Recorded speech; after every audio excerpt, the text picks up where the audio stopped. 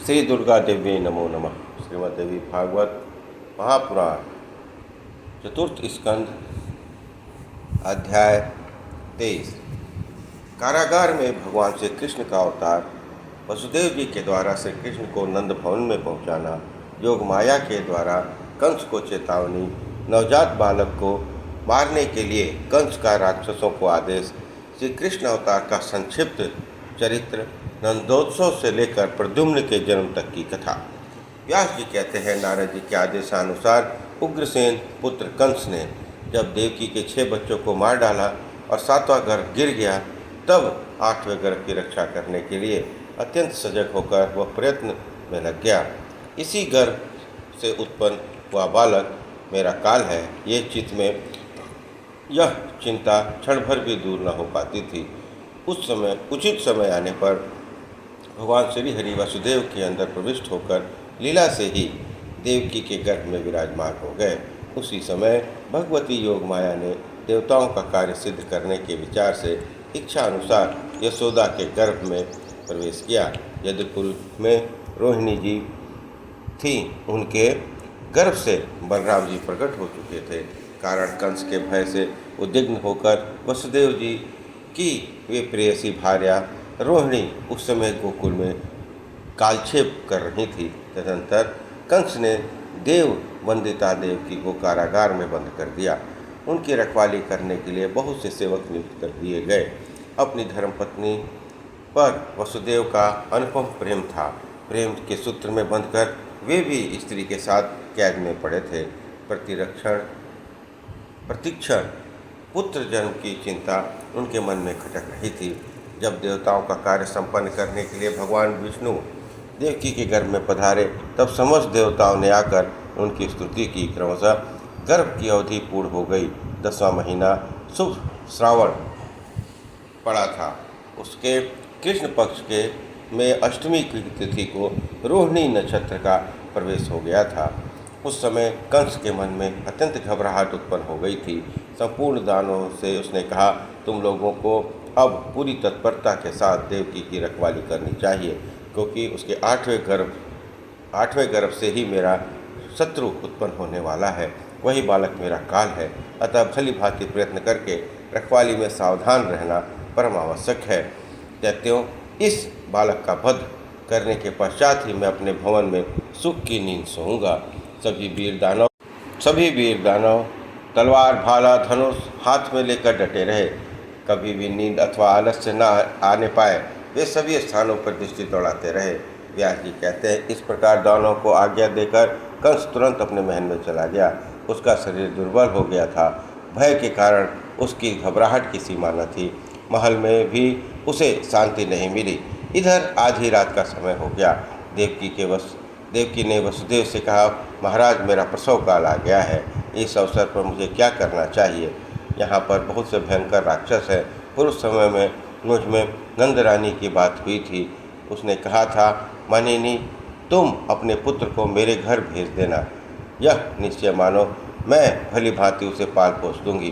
कंस के मन में विश्वास हो जाए कि वह तुम्हारा पुत्र नहीं है, इसलिए यह प्रयत्न करना है, फिर तुम्हें पुत्र वापस कर दूंगी। परंतु प्रभु, आज तो बड़ी विषम स्थिति सामने आ गई है। इस समय क्या करना उचित होगा? सूरनंदन, आप संतान को अदल बदल करने में कैसे सफलता प्राप्त करेंगे? स्वामिन, आप मेरे निकट न आइए, क्योंकि दुस्तर लज्जा मुझे संकोच में डाल रही है। मुख मोड़े ही बात कर लें। इसके अतिरिक्त मैं क्या कर सकती हूँ? देवतुल्य वसुदेव जी ने को यो कहने के बाद ठीक आधी रात के समय देवकी के एक परम अद्भुत बालक प्रकट हुआ। उस सुंदर पुत्र को देखकर देवकी की आश्चर्य की सीमा नहीं थी। हर्ष के कारण उसका सर्वांग पुलकित हो उठा। फिर उस महाभाग ने अपने स्वामी वसुदेव से कहा, कांत, पुत्र का मुख देखिए। प्रभु, आपका यह पुत्र बड़ा ही दुर्लभ है, क्योंकि आज ही मेरा काल रूपी भाई कंस इसे मार डालेगा। देवकी का वचन का अनुमोदन करके वसुदेव जी उस बालक को हाथ में उठा लिया और वे बहुत अद्भुत कर्मशाली उस पुत्र के मुख को निहारने लगे। उस होनहार बालक का मुख देखने के पश्चात उनका मन चिंता में अगाध समुद्र में गोते खाने लगा। सोचा, मैं क्या करूं? इस बच्चे के लिए मुझे किसी प्रकार का दुख का सामना न करना पड़े। वे यूँ व्याकुलतापूर्वक सोच ही रहे थे, इतने में आकाशवाणी हुई। वसुदेव जी को संबोधित करते हुए आकाशवाणी ने कहा, वसुदेव, तुम इस बालक को लेकर अभी गोकुल पहुंच जाओ। संपूर्ण रक्षकों को नींद से अचेत कर दिया गया है। 8वें दरवाजे के फाटक खुल गए हैं। किसी में सांकल भी नहीं है। तुम इस बालक को तुरंत नंद के भवन छोड़कर वहाँ से योग माया को उठा ले आओ। इस प्रकार की आकाशवाणी सुनकर वसुदेव जी बाहर की ओर गए। उन्होंने देखा सभी फाटक खुले हुए हैं। जब वे तुरंत बालक को लेकर चल पड़े, द्वारपाल उन्हें देख नहीं सके। यमुना के तट पर पहुंचकर देखा कि इस पार से उस पार तक आकाश जल भरा हुआ है। सोचा, अब क्या करना चाहिए? इतने में ही नदियों की श्रेष्ठ यमुना जी ऐसी हो गई कि कहीं भी कमर से ऊपर पानी नहीं था। यह सब योग माया की विभूति थी। फिर तो वसुदेव जी सहज यमुना पार कर गए। उस आधी रात में समय ही वे गोकुल पहुंच गए। मार्ग बिल्कुल सुनसान था। वहाँ यशोदा के गर्भ से योग माया अवतरित हुई थी। दिव्य रूप धारण करके वे अपने पूर्ण अंश से पधारी थी।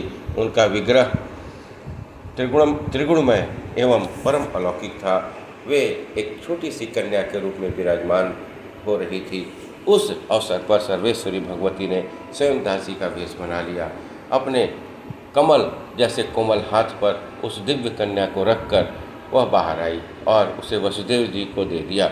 वसुदेव जी ने भी दासी वेश धारण करके पधारने वाली उस सर्वेश्वरी कमलाकर को अपने पुत्र को रख दिया और उस कन्या को लेकर वे बड़ी प्रसन्नता से साथ शीघ्रतापूर्वक वहाँ से चल दिए। कुछ ही क्षणों बाद वे कारागार में आ गए और देवकी की सैया पर उन्होंने उस कन्या को लिटा दिया। बहुत दूर न जाकर वे स्वयं पास ही बैठ गए। अत्यंत चिंतित और भयातुर होकर कालक्षेप करने लगे। इतने में कन्या के उच्च स्वर के रोना आरंभ किया।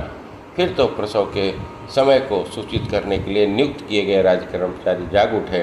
कन्या का रुदन सुनकर उनके आनंद की सीमा न रही। उन्होंने तुरंत उस रात ही जाकर कंस को सूचित किया, महामते, देवकी का बच्चा उत्पन्न हो गया है, आप वहाँ शीघ्र पधारिए। रक्षकों की बात सुनकर भोजपति कंस तुरंत चल पड़ा।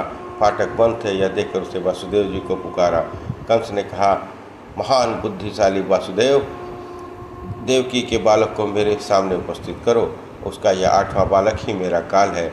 मेरे शत्रु श्रीहरि एवं बालक बनकर आए हैं, अतः उन्हें मैं अभी मार डालूंगा। व्यास जी कहने लगे। कंस की बात सुनकर वसुदेव जी भयभीत होकर उनकी आंखें डबडबा गई। उन्होंने उस कन्या को उठाकर कंस के हाथ में दे दिया। उसके नेत्र जल बरसा रहे थे। उस कन्या को देखकर राजा कंस महान आश्चर्य में पड़ गया। सोचा, आकाश से देववाणी हुई थी और नारद मुनि ने भी कहा था कि सब के सब मिथ्या सिद्ध हुई। यह बेचारा वसुदेव तो महान कष्ट में रहकर समय बिता रहा है, यह भला झूठी बात कैसे कह सकता है? मेरे सभी रक्षक बड़ी सावधानी से काम करने में संलग्न थे, इसमें किंचित मात्र संदेह नहीं है। हो न हो यहाँ जन्म लेने वाला बालक कहीं अनंत जन्म पा गया और कहीं अनंत पैदा होने वाली यह कन्या यहाँ उत्पन्न हो गई। काल की बड़ी विसंगति है। पापी कंस अपने कुल का घोर कलंक था। उसके हृदय में अणु मात्र भी दया नहीं थी। सब कुछ सोचने समझने पर भी उसने कन्या को मार डालने के लिए निश्चय किया।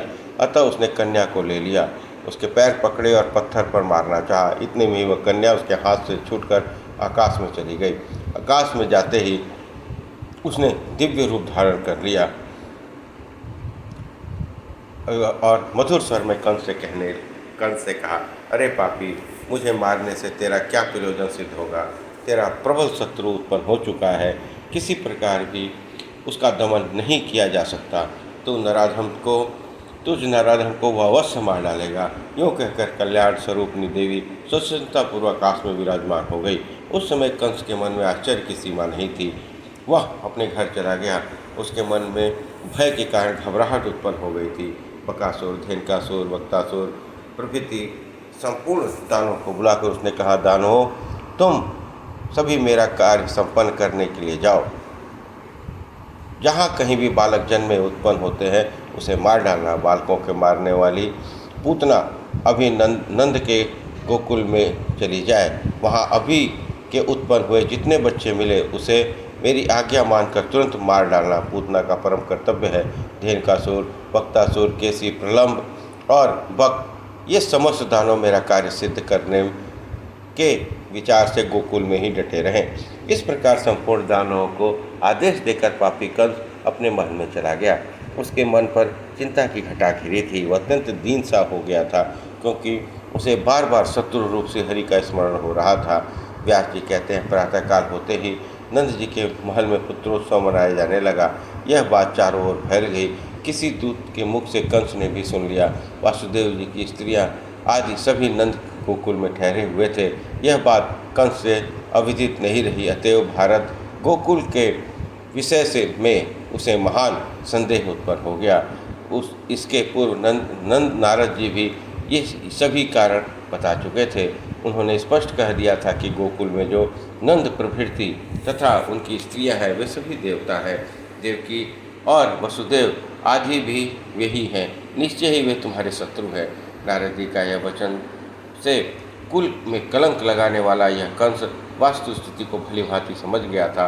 बड़े बड़े पाप में भी उसकी प्रवृत्ति हो जाती थी। राजन, उसका मन क्रोध से ओतप्रोत था। समय अनुसार पूतना, बकासुर, वक्तासुर, महाबली, धेनुकासुर और प्रलंब ये सभी असुर अमित तेजस्वी श्री कृष्ण के हाथ मृत्यु के मुख में चले गए। श्री कृष्ण ने गोवर्धन पर्वत को हाथ पर उठा लिया। इस अद्भुत कर्म को सुनकर कंस के मन में विश्वास हो गया कि इन्हीं के द्वारा मेरा मरण निश्चित है। फिर केसी के निधन का समाचार मिलने पर उसके मन में अत्यंत उदासी छा गई।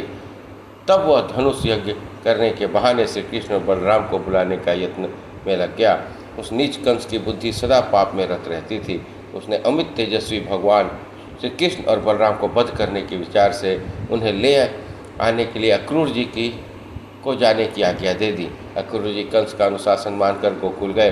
भगवान कृष्ण और बलराम को रथ पर बिठाकर मथुरा लौट आए। वहाँ आकर दोनों भाइयों ने धनुष तोड़ दिया।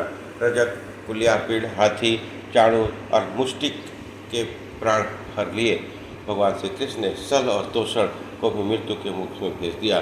लीलापूर्वक कंस की चोटी पकड़ ली और उसे सदा के लिए जमीन पर सुला दिया। तदंतर माता और पिता को बंधन से छुड़ाया, उनके दुख दूर किए। फिर शत्रुसूदन श्री कृष्ण ने उग्रसेन को राजगद्दी पर बिठा दिया। वही महामना वासुदेव जी ने उन दोनों भाइयों का विधिपूर्वक एक गोपी संस्कार कराया। संस्कार संपन्न हो जाने पर वे दोनों महानुभाव संधि पनी जी के स्थान पर गए। वहाँ रहकर संपूर्ण विद्याओं का अध्ययन किया और पुनः मथुरा लौट आए। 12 वर्ष की अवस्था में ही वसुदेव नंदन महाबली श्री कृष्ण बलराम की पढ़ाई समाप्त हो गई थी। अब वे दोनों वीर मथुरा में विराजमान हो गए थे। उधर मगध जरासंध ने अपनी जमाता कंस की मृत्यु से महान दुखी होकर सेना एकत्रित की। अब मथुरापुरी पर धावा बोल दिया। उसने 17 बार चढ़ाई की। प्रत्येक बार मथुरावासी बुद्धिमान श्री कृष्ण युद्धभूमि में पधार कर उसकी सेना को हराते रहे। इसके बाद जरासंध ने संपूर्ण मलेच्छों से के अध्यक्ष काल यवन नाम के योद्धा को भगवान श्री कृष्ण का सामना करने के लिए प्रेरणा की। वह राक्षस यादवों के लिए महान भयंकर था। काल यवन आ रहा है यह सुनकर मधुसूदन श्री कृष्ण ने संपूर्ण प्रसिद्ध यादवों को तथा बलराम जी को बुलाकर कहा, महाभागो, महाबली जरासंध से हमें यहाँ बराबर ही भय बना रहता है। उसी के भेजने पर काल यवन यहाँ आ रहा है। ऐसी दिशा में हमें क्या करना चाहिए? धन, घर, सेना सब कुछ छोड़कर प्राण रक्षा का प्रबंध कर लेना परम आवश्यक है। यहाँ सुख से रहने की विधि बैठ जाए, उसी को पैतृक भूमि समझना चाहिए। उसमें उत्तम कुल के रहने योग्य स्थान में भी यदि सदा अशांति ही बनी रहे तो उससे क्या लाभ? अतएव सुख की अभिलाषा करने वाले पुरुष को चाहिए कि ऐसी स्थिति में समुद्र अथवा पर्वत के पास रहने का प्रारंभ कर ले, क्योंकि जहाँ शत्रु का भय न हो वहाँ निवास करना पंडित जन उचित समझते हैं। भगवान विष्णु समुद्र में शेषनाग को सैया बनाकर सुखपूर्वक सोते हैं। यही स्थिति भगवान शंकर की भी है, जो कैलाश पर्वत पर चले गए। अतएव शत्रुओं के हाथों संताप सहते हुए हमें भी यहाँ रहना उचित नहीं है। हम सब लोग एकत्रित होकर द्वारका चलने की व्यवस्था कर लें। मुझसे गरुड़ ने कहा है, इस समय द्वारकापुरी बहुत ही उत्तम स्थान है। मंत्र को मुग्ध करने वाली वह पूरी समुद्र के तट पर बसी है।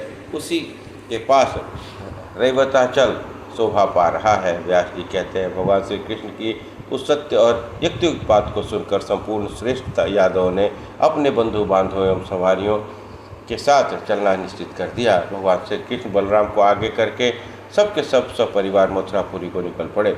जो मुख्य मुख्य यादव थे उन सब ने प्रजा वर्ग को आगे चलकर स्वयं चलने की व्यवस्था की। कुछ दिनों में ही वे द्वारकापुरी पहुँच गए। भगवान श्री कृष्ण ने शिल्पियों द्वारा उस पुरी के भवन को ठीक करा दिया। उनके प्रारब्ध से यादव वहाँ ठहर गए। तत्पश्चात भगवान श्री कृष्ण और बलराम शीघ्र मथुरा लौट आए। उस समय वह पूरी सुनसान पड़ी थी। ये दोनों महानुभाव उसकी शोभा बढ़ाने लगे। इतने में यवनों का अध्यक्ष पराक्रमी कलावन वहाँ आ पहुँचा। कालयवन आ गया। यह जानकर भगवान कृष्ण मथुरा से बाहर निकले और लीला से ही कलावन के सामने से होकर पैदल ही भाग चले। उस समय श्रीमान कृष्णचंद्र शरीर पर पीताम्बर शोभा पा रहा था। मुख पर हंसी के किरणें छिटक रही थी। नेत्र मानो कमल के शोभा को मात कर रहे हैं। उन्हें सामने से भागते देखकर दुराचारी कालयवन भी अनाप शनाप बकता हुआ पैदल ही उनके पीछे दौड़ा। अब भगवान श्री कृष्ण ने कालयवन वहाँ पहुँचे जहाँ महान प्रतापी राजर्षि मुचकुंद सो रहे थे। राजर्षि मुचकुंद को देखकर भगवान वहीं अंतर्ध्यान हो गए। कालयवन भी वहीं पहुँच गया। देखा कोई सो रहा है। उसने समझा कि ये ही श्री कृष्ण है।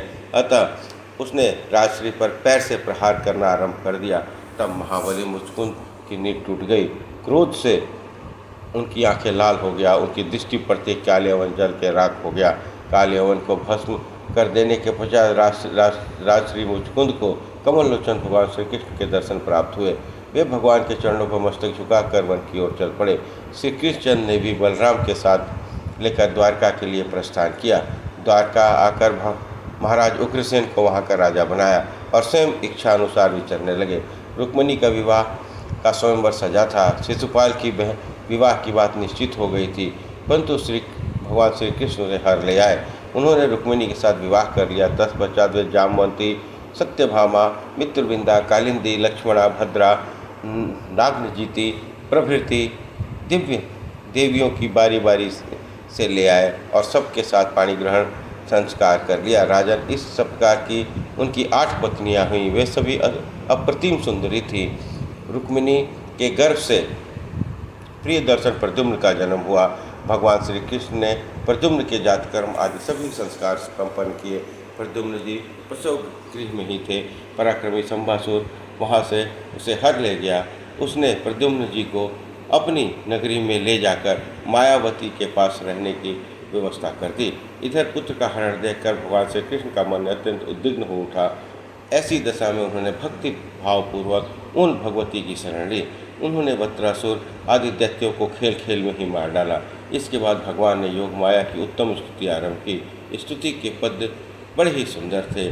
सारगर्भित अक्षरों एवं वाक्यों से उन पद्यों की पूर्ति हुई। भगवान श्री कृष्ण कहते हैं, माता, पूर्व काल की बात है, मैं बद्रिका आश्रम में धर्म के घर पुत्र बना था। उसमें मेरी अटूट श्रद्धा थी। तपस्या के प्रभाव से मैंने तुम्हें प्रसन्न किया था। फूलों से तुम्हारी पूजा होती थी। जननी, क्या तुम्हें वे सब बातें विस्मृत हो गई? बड़े आश्चर्य की बात है, किस दुराचारी ने प्रसव गृह से मेरे बच्चे को हर लिया, अथवा किसी ने कौतूहल पूर्वक मेरा अभिमान दूर करने के लिए यह प्रपंच रचा है। चारों ओर दुस्तर खाइयाँ हैं। इसमें भली भांति सुरक्षित यह पुरी है। पुरी के मध्य भाग में मेरा भवन है। भवन के बिल्कुल भीतर प्रसव घर की व्यवस्था हुई है। सदा किवाड़ बंद रहते हैं। इतने पर भी बालक हर लिया गया। न तो मैं किसी दूसरे नगर में गया था, न ही यादव ही कहीं गए थे। पुरी की रक्षा करने में सुप्रसिद्ध वीर नियुक्त थे। जननी, तुम्हारा प्रभाव सर्वविदित है। तुम्हारी ही माया से यह सब घटना घटी है। इसी से किसी मायावी ने मेरे पुत्र को हर लिया है। जननी, तुम्हारा चरित्र अत्यंत गुप्त है। इसे जानने में मैं असमर्थ हो गया हूँ। अब फिर सीमित विचार रखने वाला अल्प बुद्धि कौन प्राणी है जो तुम्हारा प्रभाव जान सके? पुत्र को चुराने वाला व्यक्ति कहाँ चला गया? मेरे सेवकों ने उसे देखा भी नहीं। अंबिके, यह तुम्हारी रची हुई माया है। तुम्हारे लिए यह कोई विचित्र बात नहीं है। मेरा प्रकट होने से पूर्व तुम्हारी माया ने 5वें महीने में ही मेरी माता के गर्भ से छीनकर बालक को अन्यत्र स्थापित कर दिया था, जो रोहिणी के गर्भ से प्रकट हुए। हलधर नाम से उनकी प्रसिद्धि हुई। अंबिके, तुम अपने गुणों द्वारा जगत की सृजन, पालन और संहार करने में सदा संलग्न रहती हो। तुम्हारे पापनाशक चरित्र को कौन जान सकता है? राय है सारा विश्व तुम्हारा ही बनाया हुआ है, तो पुत्रोत्सव का आनंद सामने उपस्थित करके उसके विरह का असह्य दुख भी सिर पर उड़ेल दिया है। इसमें कारण केवल तुम्हारा मनोरंजन मात्र है। सांसारिक दुखों से संतप्त प्राणियों की माता और उसकी शरण एकमात्र तुम ही हो। सारे शोकों का दमन कर देने में तुम पूर्ण समर्थ हो। अतः संप्रति मेरा पुत्र कहीं जीवित हो तो उसे सामने उपस्थित करने की कृपा करो। व्यास जी कहते हैं, भगवान श्री कृष्ण के लिए कोई काम भी असाध्य नहीं है। उनके इस प्रकार स्तवन करने पर भक्ति जगदम्बा स्वयं सामने प्रकट हो गई और जगत गुरु श्री कृष्ण के प्रति अपना अभिप्राय उन्होंने व्यक्त कर दिया। श्री देवी ने कहा, देवेश्वर शोक मत करो, यह पूर्व जन्म का शाप है जो इस रूप में सामने उपस्थित हो गया। उसी के परिणाम स्वरूप संभरासुर ने तुम्हारे पुत्र को बलपूर्वक हर लिया है। अतएव अधीर होना ठीक नहीं है। 16 वर्षों तक हो जाने पर वह तुम्हारा पुत्र संभासुर को बलपूर्वक मारकर स्वयं ही घर आ जाएगा। मेरे प्रसन्न हो जाने पर किसी स्थिति में भी संचय करना उचित, इस स्थिति में संचय करना अनुचित है। व्यास जी कहते हैं, इस प्रकार कहकर प्रचंड पराक्रम से संपन्न भगवती चंडिका का अंतर ध्यान हो गया। इस प्रकार श्रीमद्देवी भागवत महापुराण चतुर्थ स्कंद अध्याय 23 और 24 संपन्न हुआ। बोलिए दुर्गा महारानी की जय।